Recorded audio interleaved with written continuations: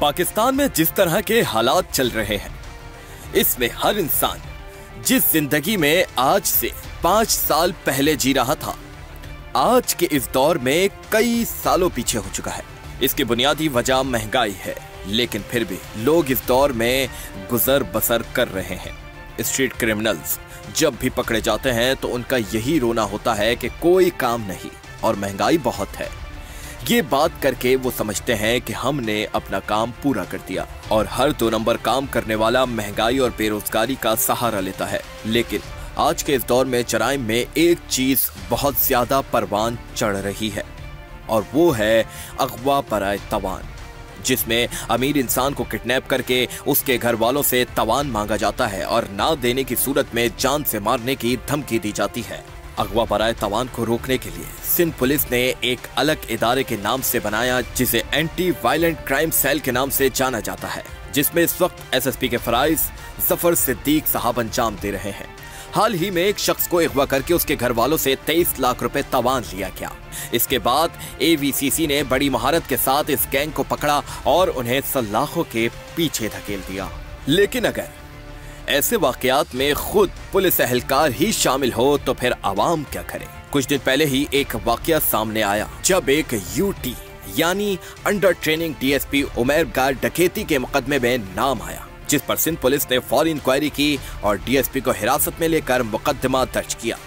इस तरह के वाकयात पर अवाम में एक खौफ की लहर दौड़ी। लेकिन ये बात बहुत खुशाइंद है कि पुलिस ने फौरी तौर पर इस मुकदमे की इंक्वायरी की, ताकि अवाम तक ये बात भी पहुंच सके जो पुलिस की वर्दी का नाजायज इस्तेमाल करेगा उसे निशाने इबरत बना दिया जाएगा। आज के प्रोग्राम में भी हम आपको एक ऐसा ही केस दिखाएंगे जिसे देखकर आप हैरान और परेशान जरूर होंगे। शहर कायद में एक वाकया पेश आया जिसमें एक ताजिर को घर से अगवा कर लिया गया, लेकिन ये अगवा दीगर वारदातों से मुख्तलिफ था। इस वारदात में ताजिर को एजेंसी का एहलकार बनकर अपने साथ जाने को कहा गया और फिर उसे एक फार्म हाउस पर रखकर डराया गया और धमकाया गया। उसके प्यारों को उसी ताजिर से कॉल करवाई गई और फिर उसके एटीएम से भी लाखों रुपए निकाल लिए गए। जब यह ताजिर अपने घर वापस आया तो फिर इस मामले को पुलिस में रिपोर्ट किया गया। ये बात हमारी समझ से बाहर थी कि आखिर अगवा की इस वारदात में एजेंसी का जिक्र क्यों किया गया। इस मुकदमे को स्टील टाउन थाने में दर्ज किया गया। उसके बाद इस चीज की तहकीक का आगाज किया गया कि आखिर अगवाकारों ने अपना ताल्लुक एजेंसी से क्यों बताया। हम भी इस केस को कवर करने के लिए स्टील टाउन थाने जा पहुंचे। इस थाने के एसएचओ भी इस केस के ऊपर काम कर रहे थे। उन्होंने हमें इस केस की मजीद तफसीलात से आगाह किया। जी नाज़रीन, इस वक्त हम स्टील टाउन थाने में मौजूद हैं। यहाँ के एसएचओ सालिम रिन साहब हमारे साथ मौजूद हैं। सालिम साहब, अभी जो वाक़या हुआ जिसमें आपने मगवी को तो बाज़ियाब करा लिया है, लेकिन जो मुल्ज़िमान थे वो फ़िलहाल हाथ नहीं आ सके हैं, तो उनका क्या स्टेटस है और ये किस तरह इन्होंने किडनैपिंग का वारदात की थी? ये 29 और 30 नवंबर को ये वाक़या हुआ था मेन नेशनल हाईवे पे सिद्रा सिद्दीकी के साथ। तो ये जो इत्शाम है, मिर्ज़ा इत्शाम, ये ताजर है, इसकी गाड़ी हमें वहाँ लावारिस हालत में मिली और गाड़ी जो है वो छोड़कर और उसको अगवा करके ले गए। अच्छा, उस टाइम भी क्लियर नहीं हो रहा था कि अगवा हुआ है या क्या मसला हुआ है। तो जब 10 बजे कॉल आती है इसकी मिसेस के, इत्शाम की मिसेस के नंबर पे कि घर में कितने पैसे पड़े हुए हैं, तो फिर ये कंफर्म हो गया कि किसी ने इसको अगवा किया है। तो उसके बाद फिर उनकी सीडीआर पे और उन पे जो हम काम करते रहे। अच्छा, मुझे सालिम भाई ये बताइएगा कि ये मुल्ज़िमान उस दिन तो ज़ाहिर निकल गए थे क्योंकि मामला ऐसा था कि मगवी की जान पहले बचानी थी। अभी जो आप लोगों ने उस पर काम किया, अब आप उनकी लोकेशन ट्रेस कर रहे थे इन 2 दिनों से? बिल्कुल, उनकी लोकेशन है जो है ना, उनको ये पता चल गया अभी पैसे हमें मिल गए। और वो जो लोग थे ताजर थे, ताजर तो ज़्यादातर पीछा करते ही नहीं है ना, क्योंकि पहले भी इन्होंने ये काफ़ी वारदातें की हैं, तो कोई ऐसा इनके साथ सीन हुआ ही नहीं है। इसलिए इनके नंबर भी खुले हुए हैं और नंबर भी इनके जो है ना उनकी लोकेशन आ रही है। अच्छा, ये लोकेशन एक जगह है या मूव हो रही है? ये पहले वहाँ की थी, लियारी की थी, गड्डाब की थी, इस तरह से कराची के मुख्तलिफ शहरों में ये लोकेशन इनकी आ रही है। टेक्निकल बुनियादों पर इस केस पर काम हो रहा था और आखिरकार पुलिस तक इन मुल्ज़िमान की लोकेशन आ पहुंची जिन्होंने एजेंसी का नाम लेकर ताजिर को अगवा किया था। अस्सलाम वालेकुम सर। अच्छा सर, ये जो किडनैपिंग वाला केस था इत्शाम वाला, उसमें जो मुलजमान हैं उन मुलजमान की लोकेशन हमारे इलाके में आ रही है CDR के मुताबिक। अभी करंट मैंने लोकेशन ली है तो और गूगल मैप पे भी उनको मैंने चेक किया तो हमारे नेशनल हाईवे पे इनकी मूविंग है गाड़ी की। अब बारी थी इन मुलजिमान को कैफरे किरदार तक पहुंचाया जाए। ये सालिम साहब अभी क्या इन्फॉर्मेशन और कहाँ जा रहे हैं आप लोग? अच्छा, अभी जो पहले लोकेशन आ रही थी वो नेशनल हाईवे की आ रही थी। अभी इनकी एग्जैक्ट लोकेशन आई है सुमारगुड की। ठीक है। ये शहबाज पंप है उसके पीछे की, तो हम लोग अभी वहाँ के लिए निकलते हैं। पुलिस ने अपनी तैयारी मुकम्मल करने के बाद उस जगह का रुख किया जहां पर मुलजिमान की लोकेशंस आ रही थी। आपने कोई भी जो है ना पहले कोई कार्रवाई नहीं करनी है, ठीक है। अगर उनसे कोई फायर होता है तो फिर आपने फायरिंग करनी है, ठीक है। लेकिन डायरेक्ट कोई फायर आपने नीचे कोशिश करना कि हवाई फायरिंग करना, उसको हमने जिंदा पकड़ने की कोशिश करनी है। ऐसे नहीं आप जो है ना वो फायर करें। अगर वो डायरेक्ट आप फायर करते हैं लेकिन फिर भी आपने एहतियात करना है कि आप लोग समझ गए ना सारी बात, कि आपने कोई ऐसा काम नहीं करना जिससे आपका नुकसान हो जाए। हमने ये कोशिश करनी है आप भी महफूज रहो और हमने उनको ज़िंदा पकड़ने की कोशिश करेंगे, ठीक है। शाबाश, निकलते आ जाओ।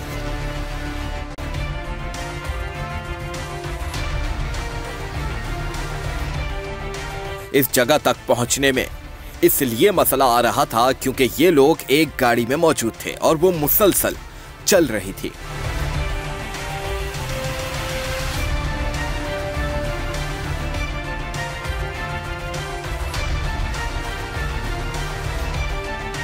हम जा रहे हैं अभी, ये मेन नेशनल हाईवे ये ठटा की तरफ रोड जा रहा है और इनकी लोकेशन जो आ रही है वो सुमारगुड की, ये जो हमारा इलाका है 50 बेड की हॉस्पिटल है उस तरफ ये सुमारगुड कच्चे की तरफ निकल रहे हैं। काफी देर बाद एक गाड़ी पुलिस को नजर आई जिन्होंने पुलिस को देखते ही गाड़ी को कच्ची सड़क पर उतारा और भागने की कोशिश की। गाड़ी यही है, गाड़ी कौन सी? गाड़ी मुझे शक लग रहा है, बल्कि लगता है एक ही गाड़ी है और यही गाड़ी है। इसको चेक करते हैं, इस गाड़ी को चेक करते हैं। हाँ, शाम गाड़ी की क्या थी? बिल्कुल गाड़ी मुझे यही गाड़ी लग रही है। शाम साहब यही गाड़ी थी क्या? जी जी बिल्कुल यही गाड़ी है। जी 9597 बिल्कुल यही गाड़ी यही गाड़ी है। BLA 597 यही है सर, यही गाड़ी है। यही गाड़ी है। BLA 597। इसको ब्लॉक करें, ब्लॉक करें, ब्लॉक करें। पुलिस ने भी इनका पीछा किया और गाड़ी को बड़ी महारत के साथ पकड़ा।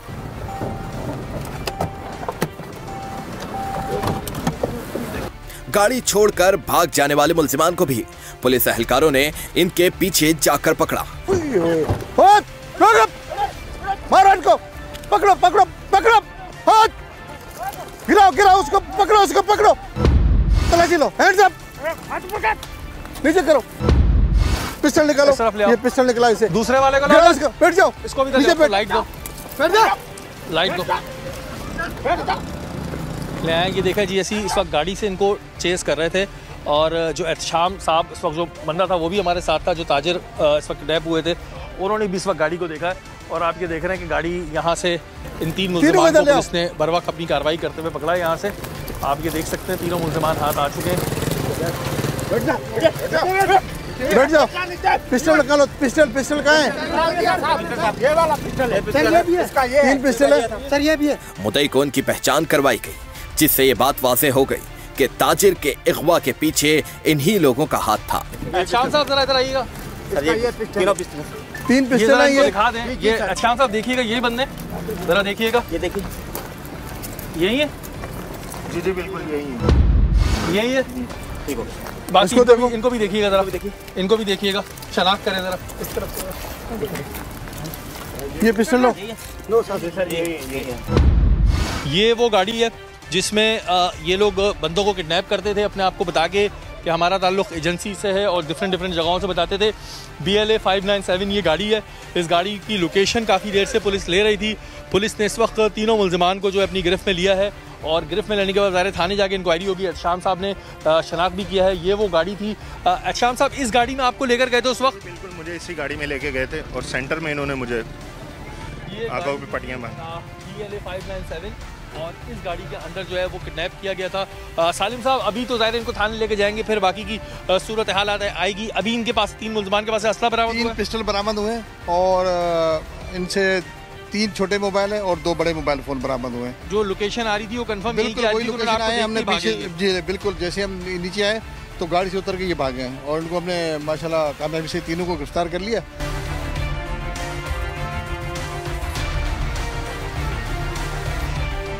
जब इन मुल्ज़िमान को थाने लाया गया तो पुलिस ने अपने तौर पे तफ्तीश का आगाज़ किया ताकि दूध का दूध और पानी का पानी हो सके।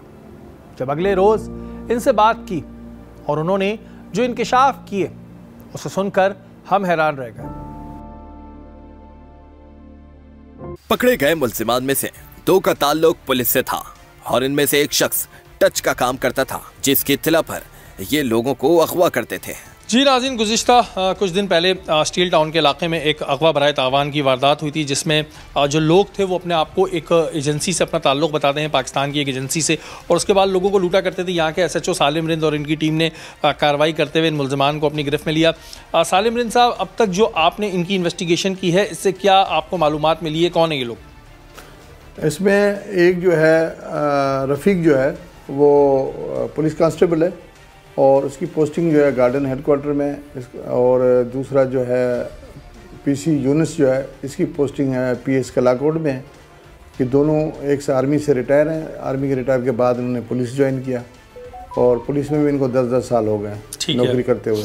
और एक मुस्तफ़ा है हिस्बानी, इनके साथ तीसरा जो है जो गिरफ्तार है हमारे पास, ये यहाँ का लोकल आदमी है और इसने इनको सारा जो है इन्फॉर्मेशन और जो टच है वो ये देता है कि यहाँ कारोबारी लोग हैं और इनको यहाँ से। अच्छा, इनका तरीक़ा वारदात क्या होता है? नॉर्मली क्या तरीक़ा वारदात होता है इनका? ये तकरीबन जो यहाँ के हदीद से जो कारोबारी लोगों से जिनका जो है, इन्होंने 3 इनके और साथी भी हैं जो जिनको हमने गिरफ्तार करना है और उनके लिए हम काम कर रहे हैं इंशाल्लाह ताला। उनके लिए टीमें लगी हुई हैं। उसमें एक और हेड कांस्टेबल है गडाब थाने का, वो इनको सहूलत फराम करता है रहने की। और उसके अलावा क्योंकि वो ज़्यादा पढ़ा लिखा है, ये इतने पढ़े लिखे नहीं है, और वो जो है ATM से वगैरह पैसे निकालना जो चीज़ें हैं वो सारी करके देता है। उस रात को भी जो वो इत्शाम का जो ये केस हुआ था उसमें भी उसने जितने भी पैसे वैसे निकाले वो है। और 2 बलोच है, वो हैं लियारी के। ठीक है। अच्छा, इन्होंने कितनी डिमांड की थी और कितने पैसे जो है वो मांगे थे जिसको अगवा किया था? इत्शाम, मिर्ज़ा इत्शाम से उन्होंने जो पहले 50 लाख की बात हुई और 50 लाख के बाद आखिर में ये 26 लाख रुपये, आगे के 26 लाख रुपये आप ले आओ और अपना बंदा ले जाओ। और 24 लाख रुपये इन्होंने उसके ATM से 3 बैंक के अलग मुख्तलिफ ATM थे जिनसे उन्होंने निकाले थे। लेकिन उसमें ये कि 12.5 लाख तो निकल आए थे, बाकी उन्होंने जल्दी में जो है ना वो ATM चला ट्रांजेक्शन किया, तो ट्रांजेक्शन बैंक ने बंद कर दी। वो जो है वो पैसे नहीं निकल सके। 12.5 लाख इन्होंने निकाल चुके थे वो, और 19 लाख जो है ना वो फिर इनको मिले हैं वहाँ। 19 मिले थे और पुलिस ने जो बड़ी बरवक्त कार्रवाई की। ये चीज़ें बड़ी होती हैं, अमूमन लोगों को डराया जाता है, हमारी जो एजेंसीज अच्छा काम कर रही हैं उनको बदनाम किया जाता है। इनमें से 2 जो हैं वो पुलिस एहलकार हैं और एक जो है ये प्राइवेट बंदा है जो टच देता है। क्या नाम है तुम्हारा? गुलाम मुस्तफ़ा। गुलाम मुस्तफ़ा, क्या काम करते हो तुम? सर कोयले का काम है। कोयले का काम करते हो, तो तुम इन्फॉर्मेशन कहाँ से देते हो? सर ये आर्मी वाले होके आए थे, इसलिए इन्होंने इन्फॉर्मेशन ली मेरे से। नहीं, इन्फॉर्मेशन तुम क्या देते थे? तुम कोई बच्चे थोड़ी हो कि तुम्हें इन्होंने मांगी तुमने दे दी। तुम्हारी इन्फॉर्मेशन का तरीक़ाकार क्या होता था? सर ये आए, मिले, उन्होंने पूछा शाम भाई का, मैंने उसका बताया इनको। तो ये गैंग कैसे बना? किस तरह तुम लोग आपस में मिले? सर ये मेरे को चाय की होटल पे मिला था। चाय के होटल पे मिला था। कितनी इन्फॉर्मेशन दी हैं तुमने इन लोगों को? सर यही एक इन्फॉर्मेशन तो नहीं दी है ना? 10 से 15 तो तुम्हारी वारदातें आ रही हैं। नहीं सर, कोई और नहीं है। इसने कितनी इन्फॉर्मेशन दी है सालिम भाई? क्या इसके बारे में? इसके जो मोबाइल में डेटा है ना, उसमें तकरीबन कोई 15 लोग हैं यहाँ के मोअज़्ज़ज़ लोग, जिनकी तस्वीरें, उनके घर के नंबर, उनकी गाड़ियों के नंबर सारे इसके मोबाइल में सेव हैं। क्यों भाई, क्यों 10-15 लोगों की क्यों तस्वीरें लेते फिर रहे हो? रिश्ते कराने तुमने उनके? फिर इन्फॉर्मेशन देने का बदले तुम्हें कितने पैसे मिलते हैं? सर इन्होंने यही लाख रुपए दिया था सर। बस लाख रुपए दिए थे? जी सर। हैं? और एजेंसी का कौन बताता है अपने आप को? सर ये कोने पे जो खड़ा है। कोने पे जो खड़ा है वो बताता है अपने आप को? जी सर। तुम्हारा क्या नाम है? मोहम्मद यूनुस। मोहम्मद यूनुस। कब से हो पुलिस में? 2014 से। 2014 में। उससे पहले कहाँ थे? आर्मी में। आर्मी में थे, वहाँ से रिटायर हुए, फिर पुलिस में जॉब मिल गई। कितनी वारदातें सालिम भाई? इनकी तकरीबन 15 वारदातें हैं जो कराची के मुख्तलिफ इलाकों से इन्होंने की हैं। ख्याल कहाँ से आया तुम्हें कि ये काम भी किया जाए? बस गलती हो गई। और ये कौन अपने आप को एजेंसी का कौन बताता है? मोहम्मद रफ़ीक। मोहम्मद रफ़ीक कौन है? साथ खड़ा हुआ है। तुम हो भाई मेन किरदार है रफ़ीक? सर तुम हो मेन किरदार। कब से कर रहे हो वारदातें? नहीं सर, पहली और आखिरी थी। नहीं, आखिरी तो अब तुम्हारी हो गई क्योंकि पुलिस ने पकड़ लिया तुम्हें। तो तुम्हारी आखिरी हो गई, लेकिन पहली नहीं थी। तुम्हें कितना अर्सा हो गया पुलिस में? कहाँ पोस्टिंग है तुम्हारी? थी सर PSQ गार्डन में सर। PSQ गार्डन में। तुम्हें नहीं पता पुलिस इतना शहादतें भी देती है, अच्छे काम भी करती है, तुम जैसे लोगों की वजह से पुलिस बदनाम होती है? सर गलती हो गई है। और अपनी एजेंसी का क्या कह के बताते थे? क्यों एजेंसी का नाम क्यों लेते थे? पाकिस्तान की एजेंसियां जो सरहदों पे अपनी जान जो है बेचारी खतरे में डाल के लोगों के लिए लड़ रहे हैं, शहादतें दे रहे हैं, उनका नाम क्यों इस्तेमाल करते थे? ताकि डर जाएं लोग? नहीं सर, बस गलती में सर। तो लेते क्यों थे ये बताओ? डरते थे लोग फिर?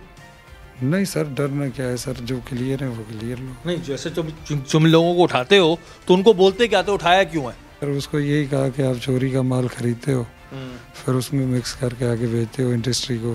ठीक है। तो इसलिए उनसे हमने कोई तामन बामन की बात नहीं की, हमने उससे यही रिश्वत के तौर पे सर ले लिए पैसे सर। और तुमने क्या बताया तुम्हारा ताल्लुक कहाँ से? आर्मी से सर। आर्मी से? तो उसने नहीं पूछा कि भाई आपका काम है नहीं है, या बस वो डर गया था? नहीं सर, उसने नहीं पूछा, बस डर गया वो। जी सर। और जो साथी गायब है उनके नाम क्या क्या हैं? सर एक हेड कांस्टेबल सरफराज है। Head constable Sarfaraz? जी। ये कहाँ होता है? ये सर गडाब थाने में। गिडाब थाने में? तो फार्म हाउस यही करा के देता था? जी सर। फार्म हाउस यही करा के देता था? जी। फार्म हाउस वाले को पता होता था? नहीं सर। और पैसे उसको सरफराज को कितने देते थे? सर 5 लाख दिए इसमें। सरफराज 5 लाख ले गया? जी सर। क्यों? सर फिलहाल उसने 15,000 का तो फार्म हाउस हो जाता है। सर असल में उसने कहा कि मुझे फिलहाल ज़रूरत है। अच्छा। जी सर। तो क्या सारी चीज़ें सरफराज देखता था कि मेरे इलाके में लेकर आओ, मैं संभाल लूंगा? सर ये पहले बार सरफराज से मुलाकात हुई और ये काम किया सर। तो ये तुम सारे कैसे मिल गए? एक गार्डन में, एक कहीं, एक गिडाब में, तो दोस्ती कैसे हुई? सर गार्डन में नौकरी है मेरी, रहायश उधर ये कलाकोट थाने में। अच्छा। जी सर। तो सरफराज 5 लाख ले गया? जी सर। और बाकी जो 2 हैं उनके नाम क्या हैं? सर शेरोज। वो क्या करता है? वो सर तो शिपिंग में कहीं काम करता है सर। और दूसरा? दूसरा बलोच है सर। उसका नाम क्या? उसका सर अजीम। अजीम नाम है? जी सर। अजीम नाम है जी। और ये इस वक्त में अजीम ने कितने पैसे लिए थे? सर उन्होंने 2-2 लाख लिए। तो उन्होंने ज़्यादा क्यों लिए? तुम लोगों ने कम लिए, उन्होंने ज़्यादा लिए? सर फिर वो हमने आपस रखे थे ना, मैंने 3 लाख, तो मैंने कहा हम आपस में बाद में कर लेंगे। और जफ़र? नहीं सर, जफ़र नहीं है इसकी किसी चीज़ में। तो जफ़र को पैसे क्यों दिए थे? सर वो जो मैंने अपने पास रखे थे ना, हाँ। उनमें से वो जफ़र जो है वो उसकी कोई ज़रूरत थी, इमरजेंसी थी। जफ़र है कौन ये? सर वो मेरा यार दोस्त है सर। यार दोस्त? पुलिस में होता? नहीं सर, प्राइवेट है। प्राइवेट है? जी सर। तो उसको पता था ये पैसे कहाँ से आए? नहीं सर। उसको नहीं पता था? नहीं सर, उसको कोई पता नहीं। बहरहाल जी, ये इस वक्त में मैं आपको बता दूं, जितने भी लोग देखने वाले हैं, कि भाई ये जो एजेंसियों के नाम इस्तेमाल हो रहे होते हैं, पाकिस्तान की बड़ी बड़ी एजेंसियों के, पुलिस को बदनाम किया जा रहा होता है, इससे पुलिस का ना कोई लेना देना होता है। और ये तो पुलिस ने खुद ही पकड़े, तो ज़ाहिर है अगर पुलिस मिली हुई होती तो पुलिस कभी नहीं पकड़ती और चीज़ भी छुपाती। पुलिस ने ना सिर्फ पकड़ा बल्कि इनकी प्रेस रिलीज़ भी जारी करी, हम प्रोग्राम भी कर रहे हैं, और अभी ज़ाहिर इनको सख्त से सख्त सज़ा भी होगी। एक बंदा और इसमें पुलिस एहलकार है जो फ़रार है, लेकिन कब तक फ़रार रहेगा? ज़ाहिर है उसकी सारी चीज़ें पुलिस के पास मौजूद हैं। आज नहीं, कल नहीं, परसों नहीं पकड़ा जाएगा। 2 बंदे और मफरूर हैं, लेकिन स्टील टाउन थाने की एक अच्छी कार्रवाई जिसके नतीजे में इस वक्त 3 मुल्ज़िमान गिरफ्तार हुए हैं, बाकी 3 जो है वो फरार। इन मुल्ज़िमान का पुलिस एहलकार होना और उसके बाद एजेंसियों का नाम लेना, ये इंतहाई तशवीशनाक बात थी। जब इन्होंने उस ताजिर को अगवा किया तो उसे किस तरह हिरासा किया, किस तरह डराया, आइए उस ताजिर की कहानी उसी की ज़ुबानी सुनते हैं। अच्छा साहब, क्या आप काम करते हैं और किस तरह ये वाक़या आपके साथ पेश आया? जी, मैं कोयले का ताजिर हूँ और इसी इलाके में मेरी रिहाइश है। 29 नवंबर बुध के दिन शाम तकरीबन 4 बजे के करीब मेरे एक दोस्त हैं, मैं उनके पास चाय पीने के लिए गया उनके ऑफ़िस में। तो वहाँ मैं तकरीबन 15 से 20 मिनट बैठा। सिद्रा सिटी में उनका ऑफ़िस है। तो जैसे ही मैं चाय पी के निकला हूँ तो शहबाज पंप है गुलशन हदीद के एंड पे, उसके बिल्कुल मुकाबिल जो है एक मच्छी मार्केट है। वहाँ पे एक स्पीड में सिविक कार आई, उसने मुझे बिल्कुल ओवरटेक करके बिल्कुल जाम करके रोड पे साइड से गाड़ी उतार दी। और जैसे ही वो उतरे मेरे पास आए तो मैंने उनको देख के यही लगा कि शायद ये डकैत हैं। तो मेरे पास अपना जो लाइसेंस याफ्ता पिस्टल था वो मैंने डैशबोर्ड में से निकाला। इतने में उन्होंने वो फ़ौरन ही कार्रवाई करते हुए मुझसे मेरा पिस्टल छीना और अपना पिस्टल मुझे लगा के कहा कि भाई हम जो है एजेंसी के बंदे हैं, तो आपके लिए यही बेहतर होगा कि आप यहाँ कोई शोर शराबा ना करें और हमारे साथ ताउन करें। हम कुछ इन्वेस्टिगेशन करेंगे, कुछ इंक्वायरीज़ हैं उसके बाद आपको छोड़ देंगे, बेहतर यही आप हमारे साथ बैठें। तो एजेंसियों का नाम सुनते ही मैंने कहा बेहतर यही है कि बैठ जाना चाहिए, कोई इसमें ऐसे मसले वाली कोई बुराई नहीं है कि जब ये एक मोतबर इदारे का नाम ले रहे हैं तो बेहतर यही है कि यहाँ बैठ जाऊँ मैं इनके साथ। तो जैसे ही मैं गाड़ी में बैठा हूँ, उन्होंने मुझे एक तो काली पट्टी बांध दी, हाथ मेरे बांध दिए और वहाँ से रवाना हो गए। तकरीबन 2-2.5 घंटे वो गाड़ी ड्राइव करते रहे। उसके बाद वो मुझे एक नामालूम जगह पे ले गए जहाँ बिल्कुल अंधेरा, एक तो वैसे ही पट्टियाँ बंधी थी, कुछ वैसे भी सराउंडिंग से लग रहा था कि बिल्कुल अंधेरा है। उसके बाद उन्होंने वहाँ मुझ पर तशद्दुद किया। तशद्दुद करने के बाद उन्होंने मुझसे वहाँ तावान का मुतालबा किया। अच्छा, तो आपको कह क्या रहे थे कि क्यों आपको उठाया है, या क्या रीज़न क्या दे रहे थे वो अपना?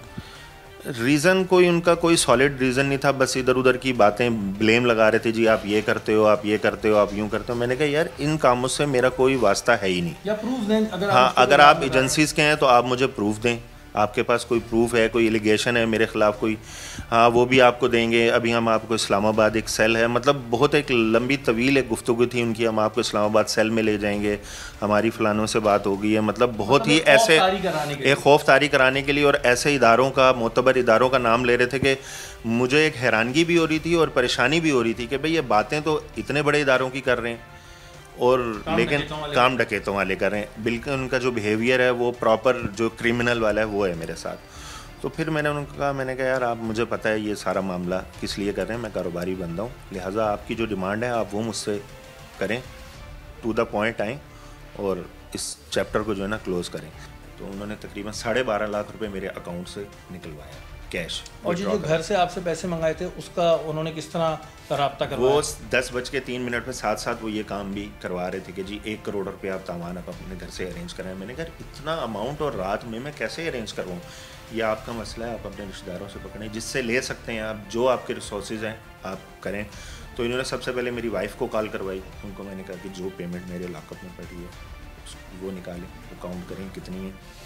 फिर मेरे ब्रदर इन लाए, उनको मैंने कॉल की, जिनको मैंने इनके सामने अपना फ्रेंड शो किया था, उनको कॉल की। मैंने कहा जितनी पेमेंट आपके पास अरेंज हो सकती है ना अरेंज करें, मेरी आप फ़िक्र छोड़ दें, मैं खैरियत से हूँ, लेकिन बस आप पेमेंट करें। अगर मुझे आप चाहते हैं कि मैं कल का दिन आपके साथ गुजारूँ तो खुदारा आप पेमेंट का अरेंजमेंट करें। उसके बाद मैंने अपने मैनेजर को कॉल की कि आपके पास जितनी पेमेंट का अरेंजमेंट हो रहा है, जो हमारे वेंडर हैं उनसे जो जो अरेंजमेंट हो रहा है वो आप घर पे पहुँचाएँ ताकि इस मामले को जो है वाइंड अप करें। तो 2:03 पे इन्होंने आखिरी मेरे मैसेज मेरे ब्रदर इन लॉ को करवाए हैं कि जी अब जो है मेरा आपसे रब्ता नहीं होगा, ये नंबर है, अगर आपने कांटेक्ट करना है, जो पेमेंट का अरेंज हो जाए तो आपने इस नंबर पर रब्ता करना है। उसके बाद जो है फिर वो उन्होंने मेरे ब्रदर इन लॉ से कोऑर्डिनेशन की कि भाई कहाँ आना है, कैसे आना है। जो मैं सुनता रहा हूँ, मुझे यही पता लगा कि मैकडोनल्ड का पहले एड्रेस दिया गया मलीर कैंट वाले, उसके बाद हाईवे पे बुलाया गया, फिर वहाँ जो है पेमेंट रिसीव करके इन्होंने मुझे वहाँ गाड़ी से उतार दिया। अच्छा एहतियाम साहब, ये जो गुलाम मुस्तफ़ा था जो टच दे रहा था, इससे कभी आप मिले हैं, कभी कोई ताल्लुक़ रहा है इससे? जी जी, ये मेरे इलाके का है और काफ़ी अरसे से मेरा साथ ताल्लुक़ है, तकरीबन आप समझ लें 10-12 साल से भी ज़्यादा पुराना ताल्लुक़ है। और ये सन 2019-20 तक मेरे मुंशी रहा है गोदाम। अच्छा, तो आपके पास काम करता था? जी जी, 2020 में मैंने इसको इसकी हरकतों की वजह से काम से निकाला है। तो आपको आइडिया था कुछ भी कि ये इस तरह की इन्वॉल्वमेंट में हो सकता है? नहीं जी, बिल्कुल कोई मुझे आइडिया नहीं था, बल्कि उससे एक दिन पहले भी मेरा इससे कांटेक्ट हुआ और उसने मुझे कॉल की, यार इत्शाम भाई मुझे इस तरह खबर मिली है, तो ये वाकई खबर सच्ची है? मैंने कहा जी बिल्कुल सच्ची है, ऐसा हुआ है मेरे साथ।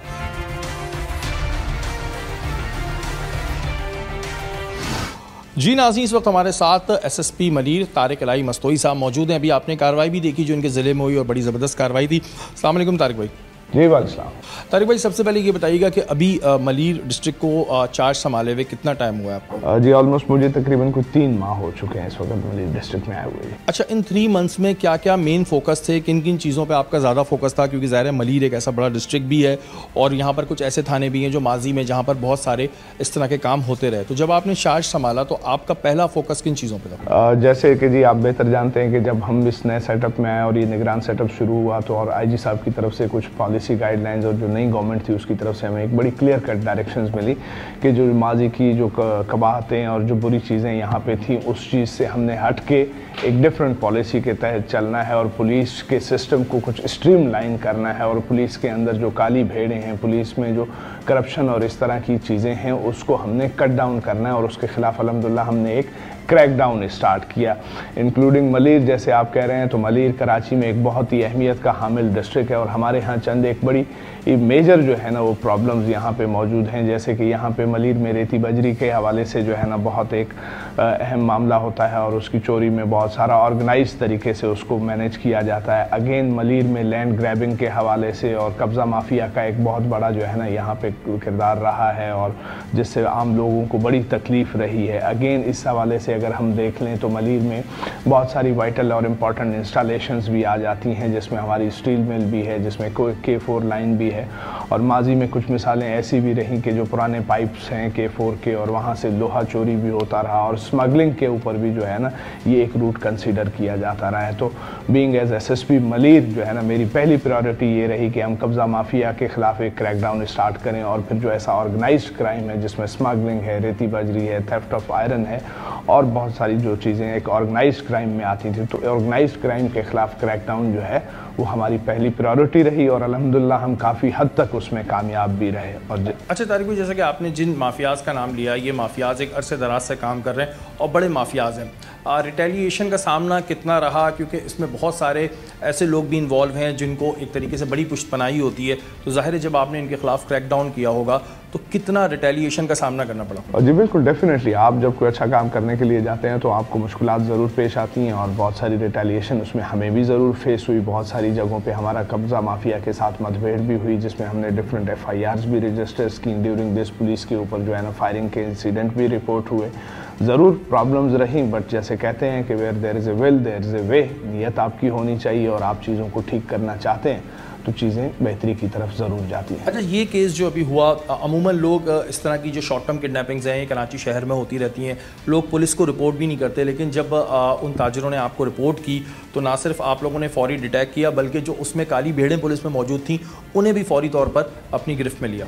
जैसे मैंने आपको पहले भी कहा कि हम इस मैंडेट के साथ आए हैं कि हमने कुछ ऑर्गेनाइज्ड क्राइम के ख़िलाफ़ क्रैकडाउन करना है और उसमें ये जो पुलिस के अंदर काली भेड़ें हैं जिनकी वजह से पुलिस महकमा पुलिस की बहुत बदनामी होती है, जिसमें हमारे मेजॉरिटी ऑफिसर्स जो है ना बड़ी नेक नियति के साथ जो है ना वो काम कर रहे होते हैं और आवाम की खिदमत में और पब्लिक सर्विस डिलीवरी में हम 24 घंटे मतलब 24/7 उसमें हम बिज़ी रहते हैं। लेकिन अनफॉर्चुनेटली बदकिस्मती से कुछ ऐसी चंद एक काली भेड़ें होती हैं जिनके चंद ऐसे गंदे कामों की वजह से महकमा पुलिस के लिए ना सिर्फ वो बदनामी का बायस बनते हैं बल्कि अफसरान के लिए भी एक शर्मिंदगी का जो है ना वो मौका आ जाता है उस पर। तो जैसे ही हमें ये केस रिपोर्ट हुआ और जो लोकल ताजिर थे उन्होंने जब ये मामला बताया तो हमने फ़ौरन ही इसको टेकअप किया, क्योंकि हमें उसमें शक था कि शायद इसमें कुछ हमारे ही अपने लोग कहीं पे उसमें मुलविस ना हो।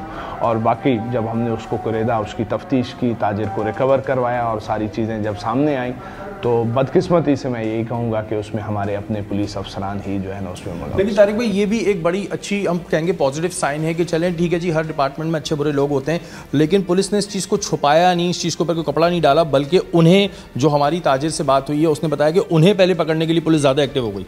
जी बिल्कुल, मैंने जैसे आपको कहा ना, देखें हर महकमे में अच्छे बुरे भले लोग ज़रूर मौजूद होते हैं और इसी हवाले से महकमा पुलिस में भी हमेशा से ये रहा है कि चंद एक काली भेड़ें जो होती हैं वो पूरे महकमे को बदनाम कर देती हैं। तो जैसे ही हमारे पास ये चीज़ फ्रंट पे आई तो हमारी, क्योंकि ये IG साहब की और हमारे महकमा पुलिस की ये पॉलिसी गाइडलाइंस में ये चीज़ शामिल है कि ऐसे लोगों को हमने टॉलरेट नहीं करना जो हमारे लिए बाइस शर्मिंदगी बनते हैं, जो बजाय लोगों को इंसाफ की फराहमी के लिए खुद डाकू और लुटेरे बन जाए।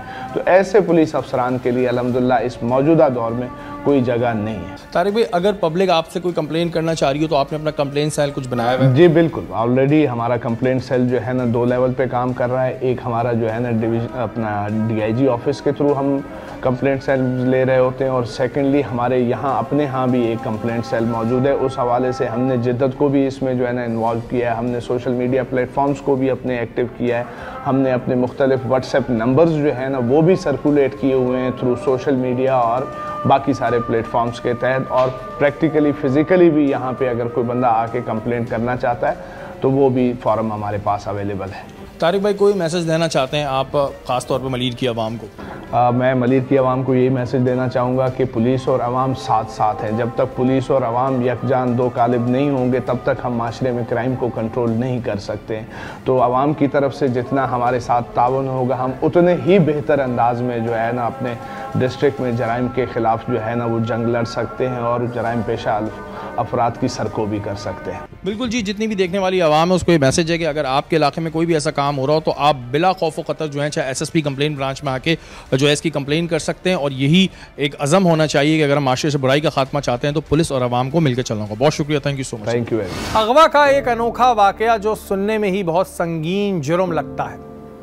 ऐसे बहुत से लोगों के साथ आज भी कहीं ना कहीं कुछ ऐसा हो रहा होगा। लोग अपने तौर पे एजेंसियों का नाम इस्तेमाल करते हैं, पुलिस का नाम इस्तेमाल करते हैं और उसके बाद लोगों को लूट लेते हैं, जिसे हम शॉर्ट टर्म किडनैपिंग कहते हैं। इस केस में आपने देखा कि पुलिस एहलकार खुद मुलव्विस थे, लेकिन इसका हरगिज़ मकसद ये नहीं कि पुलिस में मौजूद तमाम लोग ऐसे हैं। पुलिस में ऐसे बहुत सारे लोग मौजूद हैं जिन्होंने अपने डिपार्टमेंट की परवाह नहीं करी, बल्कि ऐसी काली भेड़ों को खुद बेनकाब किया। तमाम लोगों से, देखने वालों से ये कहना चाहूँगा कि अगर कभी भी आपके साथ कोई ऐसा वाक़या हो तो अपने औसान ख़ता ना करें, क्योंकि लोग अमूमन डर जाते हैं, घबरा जाते हैं कि कोई भी आकर अपना नाम बताता है कि मेरा ताल्लुक़ इस इदारे से, उस इदारे से। अगर आप अपने तौर पे सही हैं तो आपको किसी से डरने की ज़रूरत नहीं, और इस माशरे में हम सबको बहुत मोहतात रहने की ज़रूरत है।